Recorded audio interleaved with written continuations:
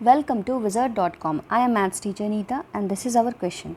Write the decimal value of these fraction, and the fraction is 14 5 by 100. So we can say that this is a mixed fraction. So let us convert this into proper fraction. So 14 5 by 100 can be written as 14 multiplied by 100 plus 5 divided by 100. So this is equal to 1405 by 100. Now this was our mixed fraction. So we have converted this mixed fraction to the fraction. Now we can see that in the denominator we have two zeros, 1405 by 100. So what we'll do is we'll put decimal at two places.